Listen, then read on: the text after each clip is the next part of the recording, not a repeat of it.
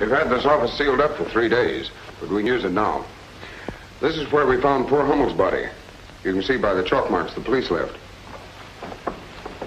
And this is where Adams, the bank messenger, died.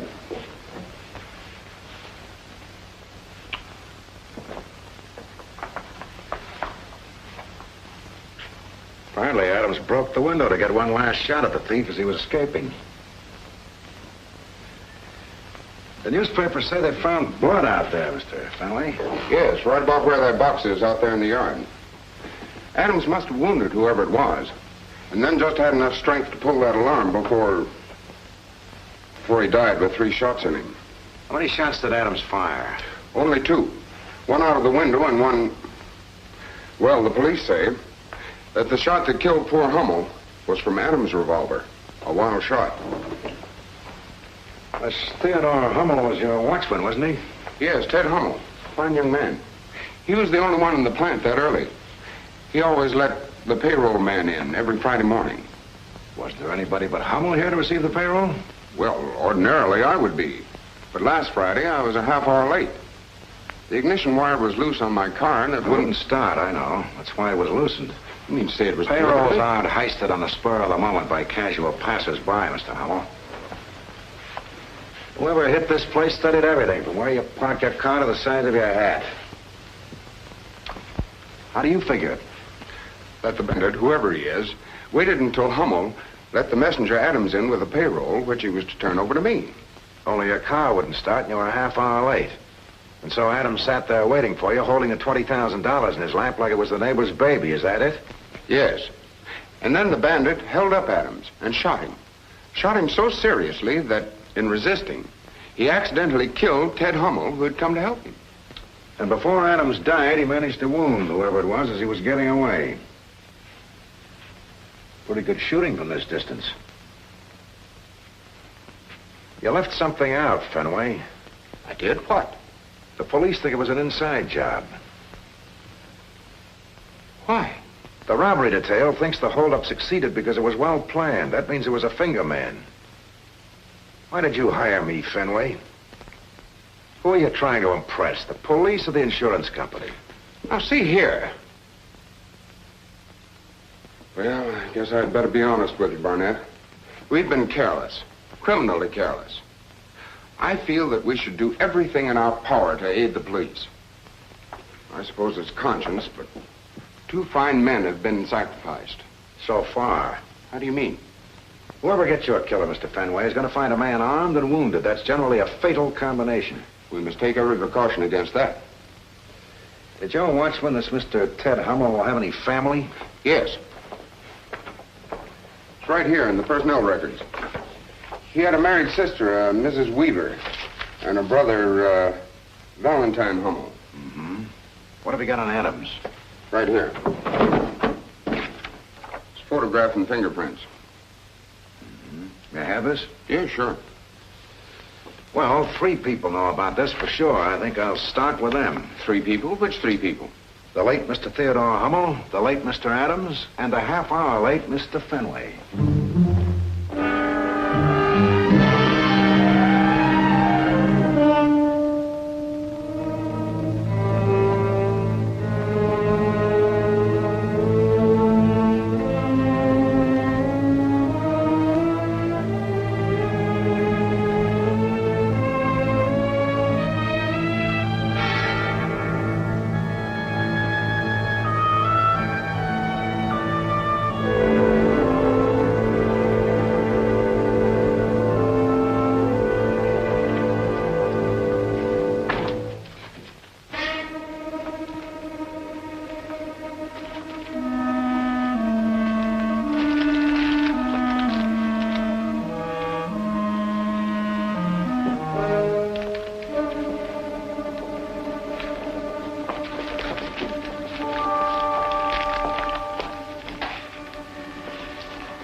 What'd you expect, Valentine?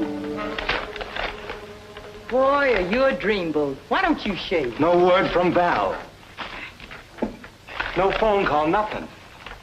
It's been 3 days, Ella. He should let us know where he is. Us or the cops? He's just doing what I told him to in case anything went wrong.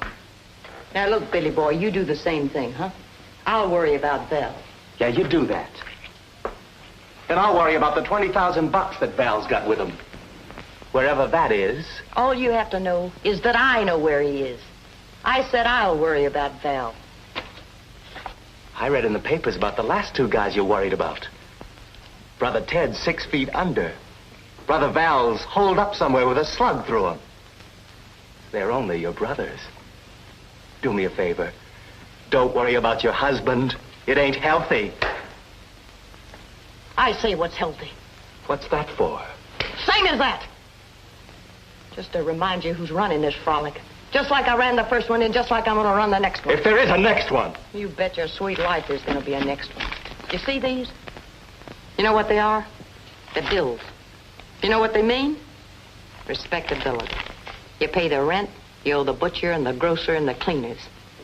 Make you respectable. And when you're respectable, you can get into places. Sometimes you get jobs that let you stand right next to a safe. The bill's got to be paid. We got 30 thou out of that Kansas City job. I got to pay for these out of what I get at the garage. That's right. And when Val brings in that payroll, that's going in that safe deposit box, too. And we're going to keep on living on what you make.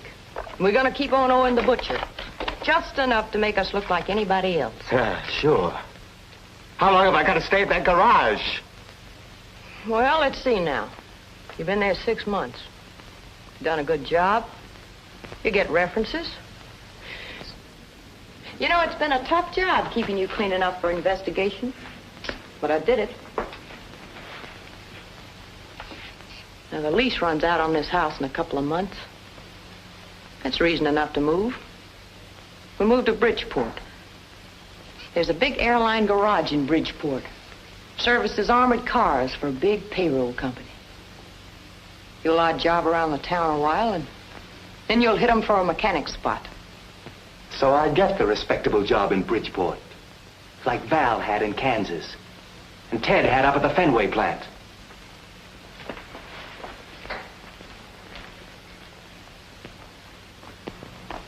Do I get the $150 funeral too, like we gave Ted? Shut up about Ted.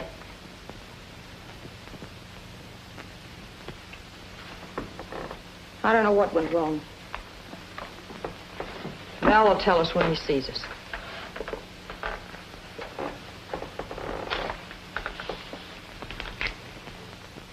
If we see him. He can't come here. He knows that. I told him where to go. With 20,000 bucks, maybe he just touched first base and kept on going. Would you? I mean, would you dare?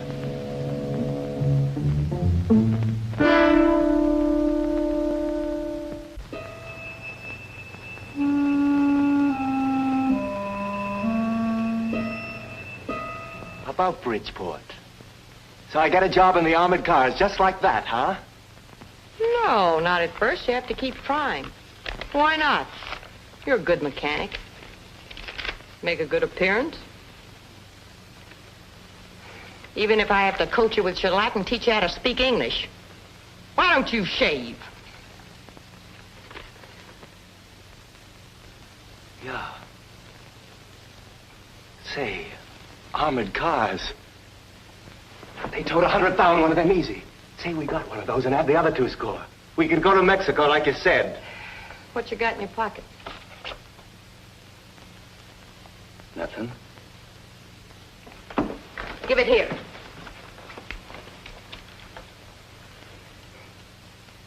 I thought I heard you clink when you sat down. Where'd you get it? I bought it. You want to know? Off a guy in a bean wagon for $10. Well, in the morning, on your way to work, drop it in the river. You're a mechanic. Mechanics don't carry guns, especially guns like that. Yeah? What's wrong with it? I'll tell you what's wrong with it. That gun's an automatic, and an automatic kicks out empty shells, and the empty shells are picked up by the police and trace the gun to the guy that sold it to you. You know everything, don't you, Ella? The shells come from a service automatic. That means the FBI can get in on the case. What do you want to do, play Wild Willie West with the FBI, you big clown? And tomorrow, in the river. That don't go for your brothers, though. They're different. Yeah, they're different. One of them was real good with a gun. What I mean, real good. I said shut up about Ted. Okay. I'll talk about Val. The $20,000 brother. Where'd you say he was? I didn't. But where he is the last place anybody'd ever look.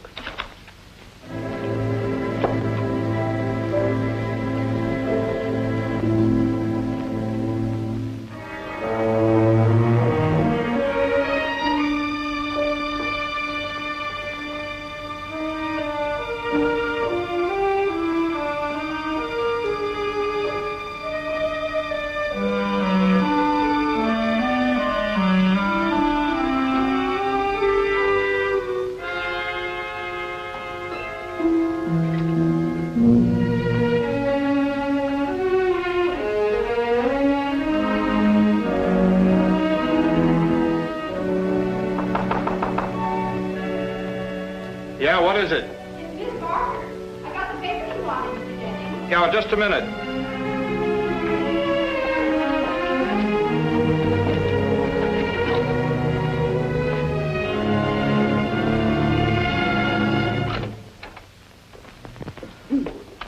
How are you feeling? Thanks, Mrs. Barker. Oh, I'm pretty good. You sure you don't want me to call a doctor? No, thanks. Thanks, it's the same. The doc down at the plant told me what to do for it. Well, I sure'd sue that company for a nice dollar. Imagine not putting shields on their machinery. I hope you put in for workman's compensation. Oh, don't worry. I'm getting plenty out of this. Oh, excuse me, somebody at the door.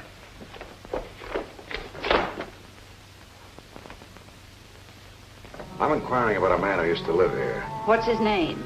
Names are changeable. If you recognize his face, he was a payroll messenger. Indeed I do, poor man. That's Mr. Adams. Who are you? I'd like to see his room, if you don't mind. And I'd like to rent it if the police let me move his things out. He was a real hero, he was. Killed trying to protect the payroll like he was. You'd think the company would do something for his family. Not that he ever mentioned he had any. But companies are all alike.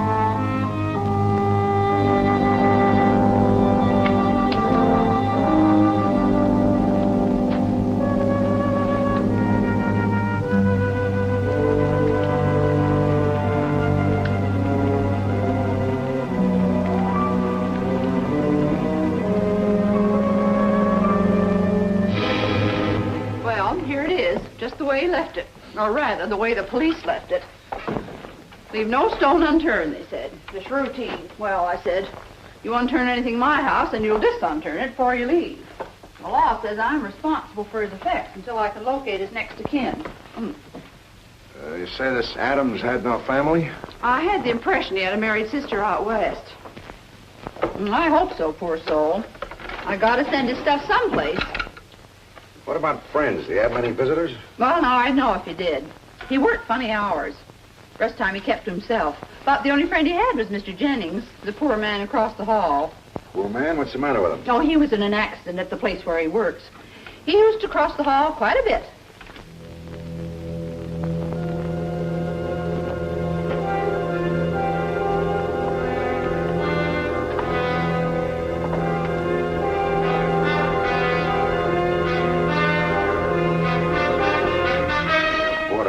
Many friends, but he seems to have had a hobby. He was crazy about guns. He used them in his work, of course. The police checked the numbers. He had permits for them. Now look at here, mister. You put everything back the way you found it. What are those? 100-yard pistol targets, match targets. And a 10-shot group right through the bull of each one. Gersdorf Trophy, rapid-fire revolver match for special officers, Camp Perry, Illinois, 1949, won by bank officer A.T. Adams. It's a pity poor Mr. Adams, rest his soul, couldn't have done as well as this the other day. But I guess he'd gotten rusty or was scared. Not that I blame him. They don't put clusters on a silver star for choking up. And he wasn't rusty either. 3 of these shooting medals are dated this year. No, well, maybe it's like I was telling Mr. Jennings, what the man in church says. You live by the sword and you die by the sword. Or a gun, as the case may be. Mr. Jennings? Yes. Man lives across the hall. The friend of Mr. Adams. He got hurt the very same day Mr. Adams was killed. Oh? What happened to him? Working for the company, doing his level best for him. One of the machines blew up or broke. And didn't it send a piece of metal right into his arm? His arm? This was the same day Adams was shot? What time did Jennings get back here? Oh, Lance, it was still morning. He said he just turned his machine on. And Jennings used to come over here quite a lot to see Adams? What'd they talk about, you know? Guns. That's all either of them ever talked about when they got together. As far as I could ever hear. Gather. Try and remember, did they ever talk about Adams' job as a payroll messenger? Why, I don't know.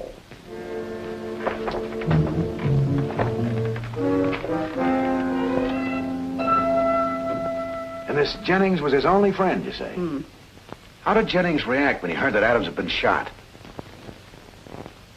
Well, now that you speak of it, he was more interested in that poor watchman that got killed. A man by the name of... Ted Hummel? Yes. He was, huh? I think I'll just pay your Mr. Jennings a little visit. He doesn't want to be disturbed. He's not well. He's got a very bad arm. That's the only part of it that's bad. I'll apologize. Mr. Jennings?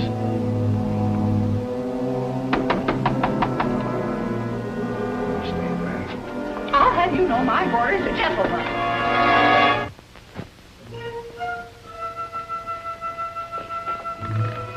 Looks like one of your gentlemen boarders listened to the keyhole and decided to leave. Who's this? Oh, that's Mr. Jennings. He shouldn't have gone out. He's a sick man. A big piece of steel went right into his arm. Principles of surgery. Steel, huh?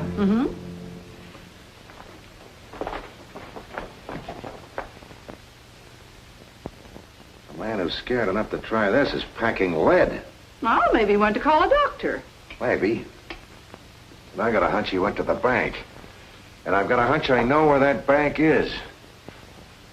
What a hideout for a killer. The last place anyone would expect to look.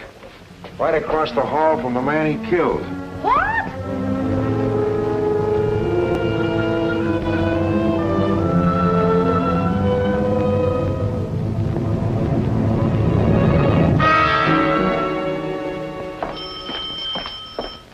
All right, Bill, I got it. My name is Mike Barnett. I'm with the Fenway Company. May I come in? Well, depends on what you want. It's about your brother, Theodore Hummel. It seems his company insurance was made out to you. Well, what does the company want to do? Give us a gold medal instead of the money? No, not at all, Mrs. Weaver, isn't it? Yeah, No, the company wants you to have everything you're entitled to. you bet we will. You can tell him that I called a lawyer, too.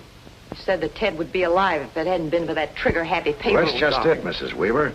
You see, I don't think your brother was deadly killed. What do you mean? I mean he was shot deliberately. You mean Adams murdered him? I didn't say that. 2 men stole that payroll from Adams.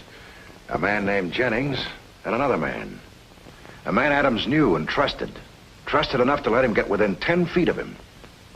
And Adams wasn't trigger happy. He was an expert pistol shot. At 10 feet, he couldn't have missed. Are you saying my brother wasn't trying to save that payroll? He's trying to steal it? I'm saying Adams knew exactly who he shot. Can you prove it? Not at the moment, but I've got time. Not as much as you think. Bill, who is that? We'll see who it is. Mr. Barnett isn't leaving. It's Val. Tell him to come back. Sis, you gotta get out of here. Jennings. God, he knows something. Get up. Search him. Sis, huh? I suspected Jennings, but it never occurred to me he might be Val Hummel. So it's a family affair. Nothing. Oh, he's real sick. Must have run part of the way. Fell down, too. He brought the dough, didn't he? Let's put him in the back of the car and get away from here. What'll we do with him? He'll just fit in the back of the truck. Who's gonna pack me in, you? Even with that big gun, you're not big enough. Listen to the brave man. I'll bet Ella could do it, though. Anyone who'd kill 2 of her own brothers. What do you mean by that? You set your brother Ted up for one between the eyes, and this one's got blood poisoning. With that slug in him bouncing in a car, he won't last 5 hours. We left him in front of a hospital. He won't talk? Not if he's conscious, he won't. But he'll be in delirium soon. Then there's no telling what he might say. Well, we can't just let him. I'll think of something. Of course, you can always shoot him. Oh, you'd like that, wouldn't you? Well, he's not going where you're going. He's going with us. Without that slug. Call a doctor. You're crazy, Ella. He's a gunshot case. Doctor's got to report those. Not this one. Go ahead and get on that phone. I don't know any doctors. Hey, you. You know any around here? Yeah, I know one. Fordham 5, 2598, Dr. Russo. He's a good doctor, and he's only a few blocks away. He's not a doctor. Hang up. It better not be a trick, Barnett. And if he don't scare easy, or if he wants to operate in a hospital, we tell him he does the job, and he does it here. Or you get shot. Yeah, name is Weaver. He says he'll come right over.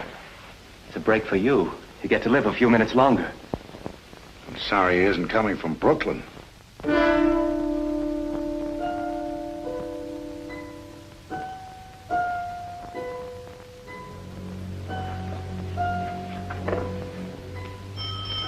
That's the doctor. Answered.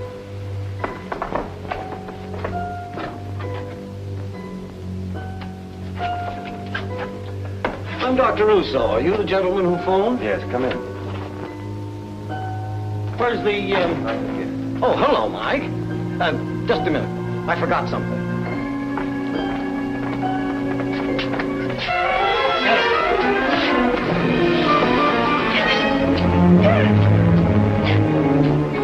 I forgot to tell you who you were telephoning. Dr. Russo's a police surgeon. He always comes complete with 2 cops. Don't worry, Ella. The city will spend a lot of money getting your brother well, so the state can spend a lot of money executing him.